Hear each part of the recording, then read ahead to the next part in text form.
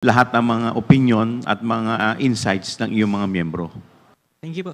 Thank you. Let us hear the next questions from Lenes Capanti of GMA Online, followed by Kat Porbes of Radyo Pilipinas.